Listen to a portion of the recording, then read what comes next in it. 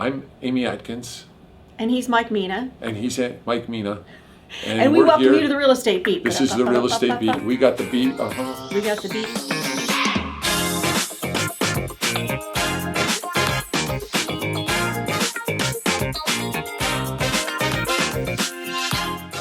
Hey, you know what? We have some good information today, though.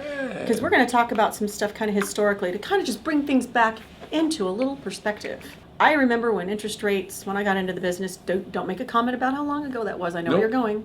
But I was actually selling real estate when a fixed rate was 13%, and people thought they were getting a heck of a deal at an adjustable rate mortgage in the 10s and in the 9s, and they were buying, baby. So let's talk about that. Let's go back. 1979, interest rates were right around 11.24%. And then they shot up 14, 15, 16, I think they peaked out at like 16.5% for 1981. And when they finally came down in 1983 to 13.24%, or that's what they averaged, which was about 2% higher than what we were in 1979. I say we because I was alive. That's when the market started to take off. So the market went to stalemate basically from 79 to 83. Yes. Real estate companies were going under, people were having issues, blah, blah, blah, blah, blah, blah, blah.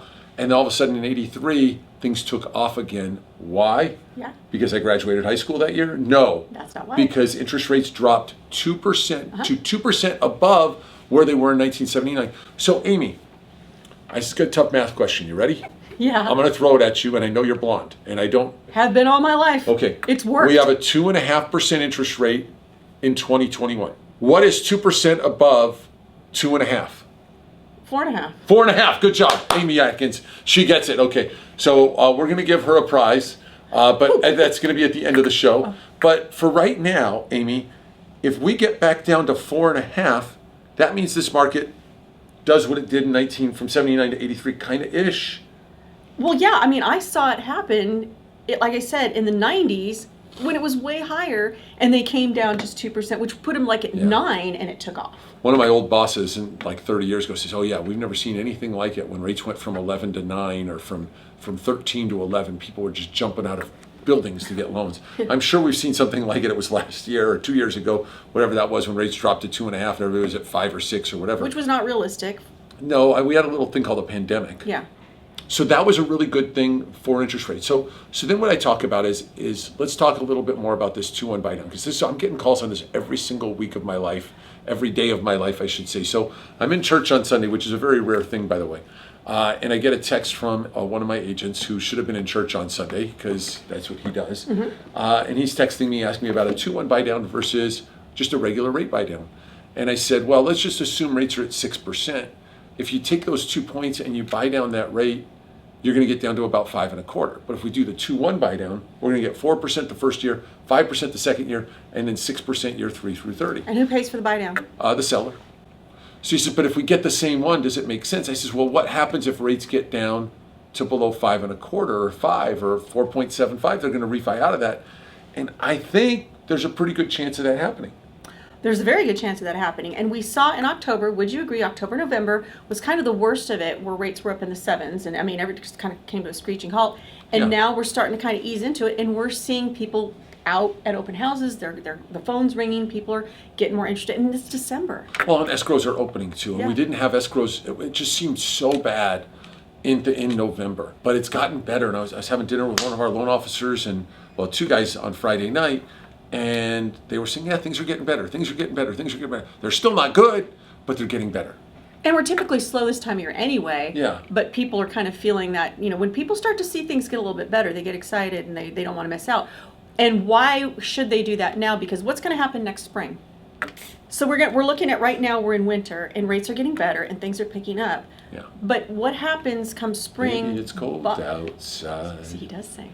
So come spring, typically better buying season anyway. Right. Okay. And what are we going to see happening then? Well, I don't think that you're going to get people paying for a 2-1 buy down when they have 9 offers on their house. Exactly.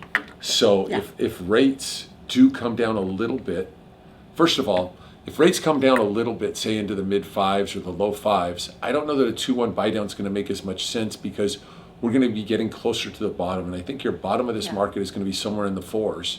I don't think we're going to see 3s and 2s in 2023. I don't think we're going to see anything less than, low fours, mid fours, maybe something like that, which are fantastic rates historically. We're not in the twos, but that might push some of those people that are in the twos into buying a bigger, better house too. But what's going to happen when the rates come down, okay, and we're in that sweet spot again, which we're heading towards, what's going to happen to the price of real estate? It's going to go up. Right. Right. So, Well, because there's still no supply. The demand's going to be bigger with the lower interest rates. With the lower interest rates, the sellers are not going to be paying closing costs because they're not going to need to, because they're going to have more demand for their housing, blah, blah, blah, blah, blah, blah, blah, blah. But we can say that till we're blue in the face. exactly. So the point is that we've seen this happen before. That's kind of the whole premise of the show, is we've seen rates way up here, and when they came down, there was this rush on the market. Yep. So when we see the market go up, okay, then the momentum happens that people start buying, and then they're chasing the market again. Yeah. Where, and we see that happen all the time. Oh, I'm going to wait. Oh, I'm going to wait. I'm going to wait. And then it takes off, and then they're chasing the market, and then, of course, some of them are scratching their heads saying, I should have bought back in December. And then some people, which they're doing now, are saying, I think I am going to buy right now. I know it's the holidays, but it's a good time. Well, and again, your timing, right now, the sellers are struggling a little bit more. Yeah. And you're going to be able to negotiate a better deal.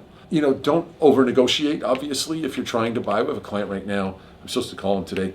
Oh, everything's $100,000 under. Okay, no one's going to accept that. Why don't you go $200,000? Why don't you go $500,000 under everything? Especially when you're looking in the $1 million range. Take 10 or 15% off of an already discounted price. Don't do that. Go in there with good faith to try to buy a property and get one now. And then when you see the spring and you see the spring buying season take off, you're going to go, okay, I made a good decision. And then all of a sudden you're going to be able to refi and drop that payment $400 or $500 a month, and you're going to be happy. Okay, so wrapping this up and sort of summarizing. Wrapping it up at Christmas time. Oh. So creative, Amy Atkins. Well, that's why you keep me around. Yeah. The creative part about that, yeah. Okay.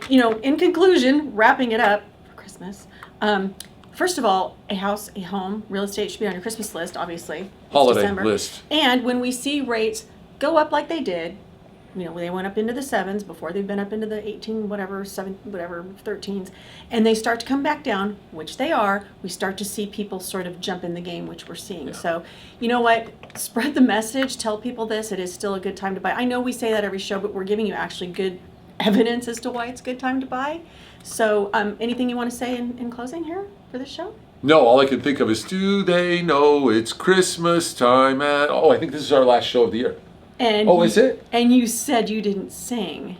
Wait. No, we'll do another show. Yeah. No, we'll do one between Christmas and New Year's. Sure. Let's do that. We're not going to do one next week because our editor is going to Europe. And I'm going to be out of town. And Amy's going to be out of town. So we'll see you then. Thanks for watching, guys. Share it. Give us a like. Give us a share. And thanks so much for watching The Real Estate Beat. Peace out. Happy holidays, everybody. We're going to miss you.